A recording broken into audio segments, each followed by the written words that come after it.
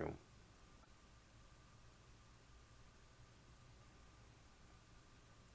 They made the move for Larry Nance. That really kind of didn't do much. Robert Covington has kind of like fell off a little bit. And you mentioned about their defense and stuff like that. That's the thing that kind of worries me. Guys like Nance, Covington, Tony Snell, guys kind of known for their defense, really kind of wetting the bed a little bit. And Dame's play kind of, has gone down a little bit and ain't been up to snuff. Hell, we go back to the summer a little bit, back in the Olympics. He wasn't really playing at his best there. The USA team kind of skidded by on that one.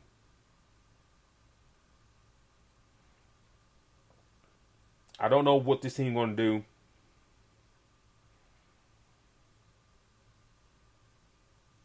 McCollum, prayers after him. Hopefully he gets over the lung. But do they make the move for Ben Simmons and kind of, throw a Hail Mary to kind of change up this roster? It won't be a bad idea because they need something to kind of get the juices going up in Portland. Well, that's the thing. Like, right now this team is it's like they haven't made that. Do they look any different from you, or different to you from last year? No, besides Larry Nance and adding Cody Zeller, there's really no makeup of this team. Yeah, like they look the same. They're playing the same. Like, now I remember hearing Chauncey say something about. I believe he was saying something to the fact of, he hasn't seen a team where they need the players on the bench to motivate them. And when you say stuff like that, man, like that sounds like you need to rebuild on your roster, or at least move a couple pieces. Now, one piece you're not gonna move is Dame, but in the sense, if something like that is being said, I'm probably gonna look at other options. Now, one person I probably ain't moving since I traded for him either is Norman Powell. I think Norman Powell could be a big piece as well. But, yeah, hearing that kind of stuff, man, that sounds like you need to redo that roster. But having a star like a Dame, you don't say, well, you know what, we're going to start over and just rebuild around you. Like, hell no, it doesn't work like that. Like, you need to say, you know what, we want to win. And we want to work on winning now. And what does that take? Clearly, there's a player right now in Philly that is not going to show up in Philly, and they look different without him, and he wants to be moved. Clearly, also with that, you have a player in your roster say that he wants to play with like you said, more of a defender, and that's what Ben Simmons is. So show that effort of wanting to make those moves, because if you don't, maybe Dame feels different. Down the road. Yeah, I think they need to shake up. We just got the news that Dame is coming back tonight after missing the last 5 games. So we'll see, how this team's going to look with him coming back to the lineup. I know Dennis Smith Jr., he's been getting a lot of time with McCollum and Dame being out.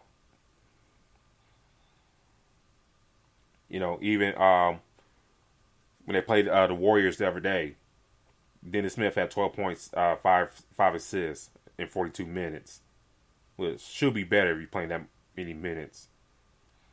But, Norman Powell had 26 points. I like to see Covington get some more scoring in his system. If he can just give me 10, at least 10 every night, I think that'll go a long way of things. Of this, or this scoring for this roster. and then playing the T Wolves tonight. If and we mentioned about you mentioned about their defense. If they can hold those three for the Timberwolves and Russell, Carfney Towns, and Anthony Edwards under 20 points, I think they'll go a long way in yourself to earning a victory. So if they could do that, Cat ain't the toughest dude downside. I mean, yeah, he can score and stuff like that, but I think you can punk him a little bit, and and make folks like D'Angelo Russell beat you, who sometimes can shoot his team out the game. I think they can go a long way from Portland. But that's ifs and buts. And Minnesota's playing at home too, so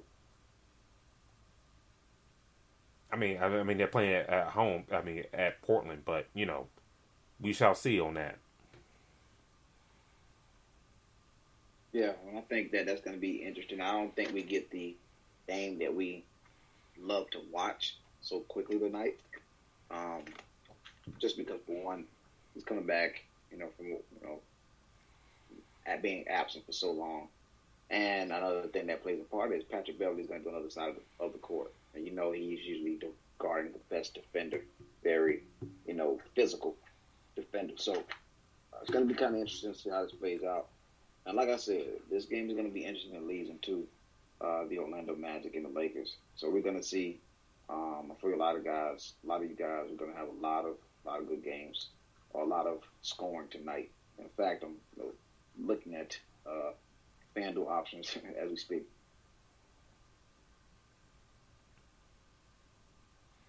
And speaking of action right now, we got the Pelicans against the Spurs right now with about 2:30 left in the third.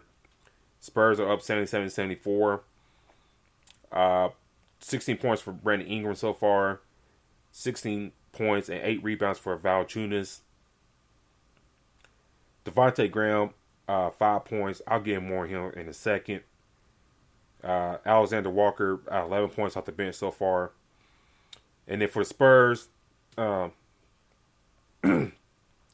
Dejounte Murray working on a triple-double, got 10 points, 9 rebounds, 7 assists. Jacob Patel has 19 points for the Spurs so far. D-Lock, the Pelicans.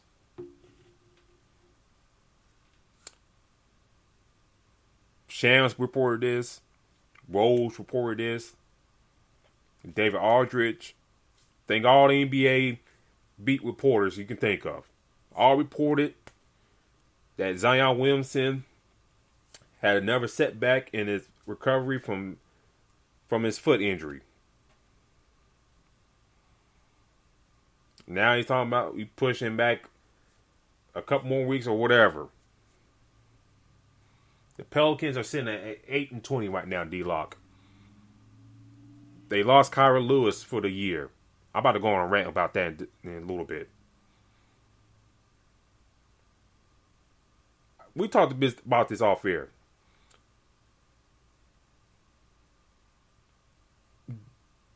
Does Zion play before the All-Star break or afterwards? Or in your words, what should the Pelicans do about Zion this season?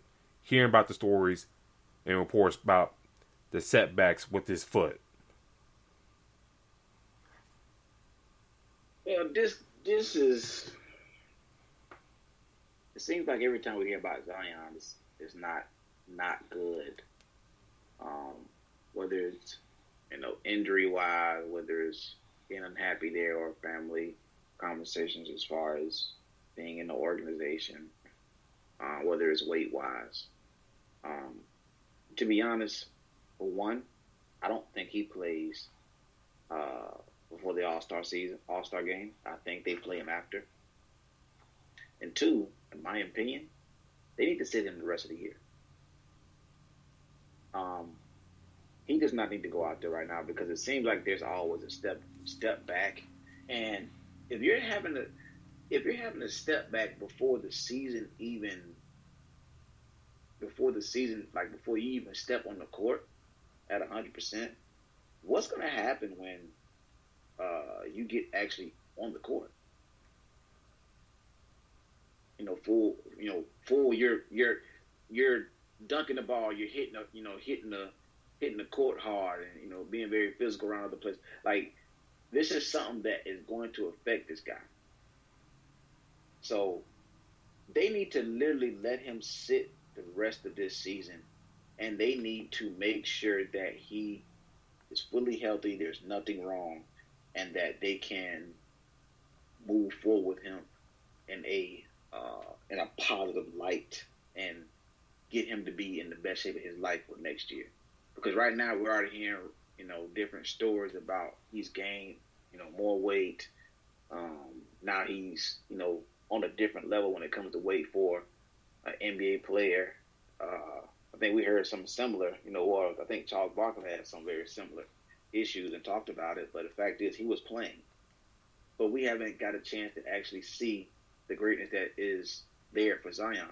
So for me, I would sit this guy, man. I just don't see it. Like, to rush him back doesn't make any sense to me. That's just not. That's not why. That's not smart to me. I wouldn't do that.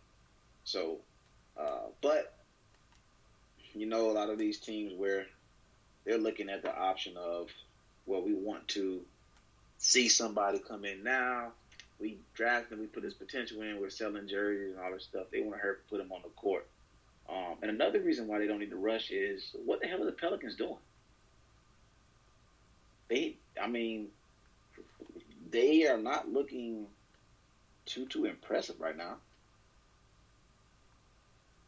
So, to rush to get this guy back is not the brightest thing. They're still sitting at the worst record in the West right now, 8-20. So these guys need to, you gotta set this guy up with a nutritionist.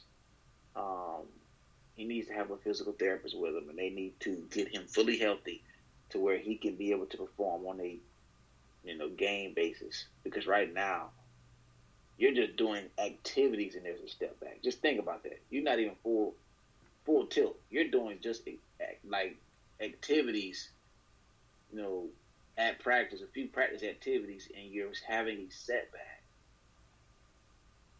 So they need to go ahead and just get this guy, some time, get right, move from there.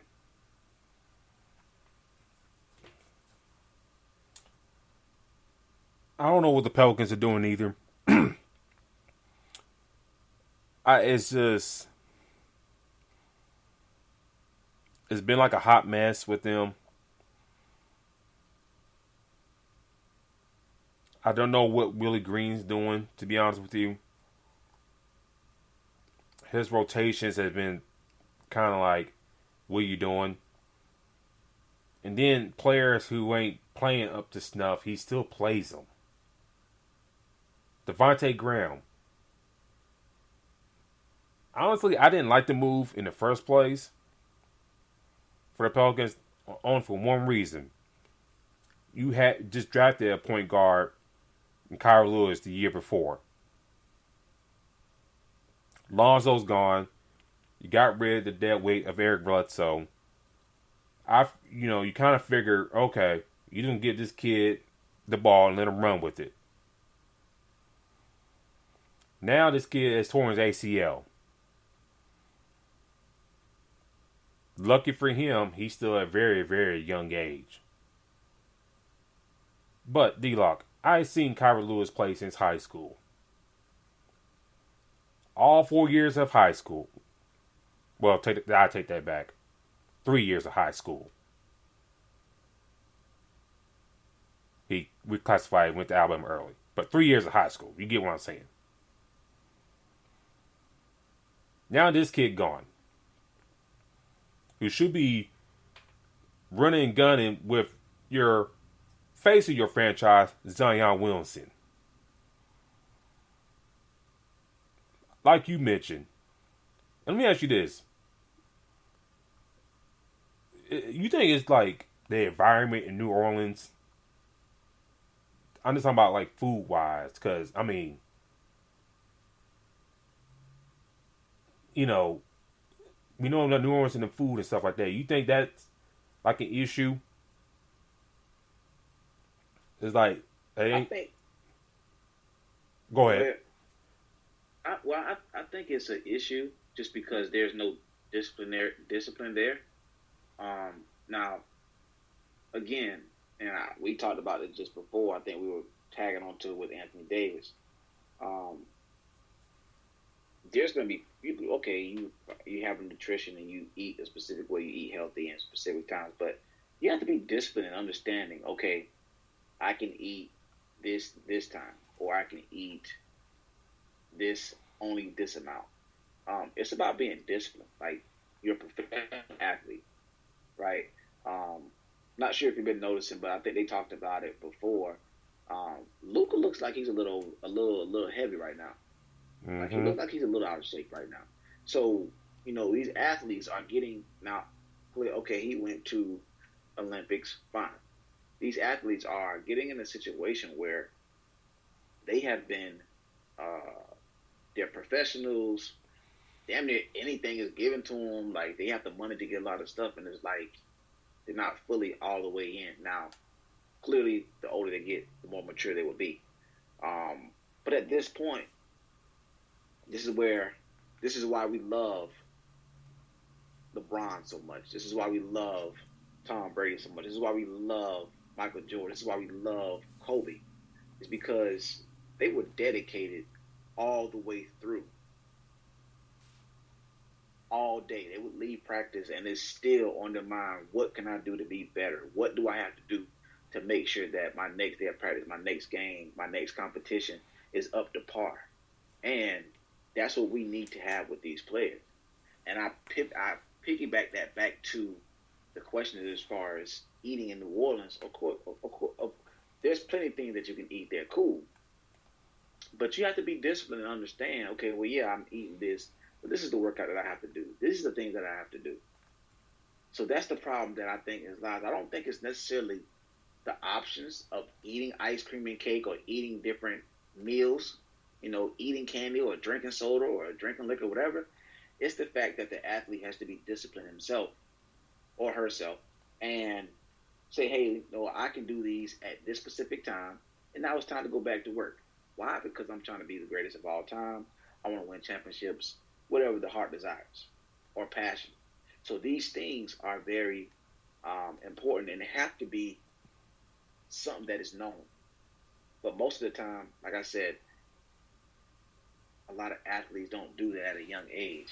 We heard Shaq talk about it. Said he wished if he could have taken care of his body a little earlier in his career, maybe he would have a much better career. Now, still Hall of Fame, one of the greatest players ever. But what kind of player would we see as Shaq if he took care of his body? That'd be a scary What sight. kind of player? Exactly. Like, can you imagine? And I want everybody to just think about this, that remember the Orlando Shaq. Can you imagine seeing that for another 5 to maybe 10 years? Like, that would have been, what we seen was amazing alone. But just imagine that player. Because I remember that's back when Shaq used to be walking the ball down the court like he was a damn point guard. Mm-hmm. Just imagine seeing that player. So athletes have to have that mindset of being disciplined. And once they can do that, I think that makes the food desires, all these things, it makes it a hell of a lot easier. You brought up the Shaq thing. When we got to LA and after a couple years in, that late 99, 2000, especially when Phil got in, you always heard stories like before the beginning of the year or during the summer, in that Lakers run. Oh, Shaq, he's doing this. Shaq, he's getting with Marine drill instructors to try and get in shape. Blah, blah, blah, blah, blah. And really didn't change much. And he still looked kind of heavy at times. Now, granted, yes, they won, but kind of at times you kind of wish that you don't have to hear stories every damn summer about Shaq trying to get into shape.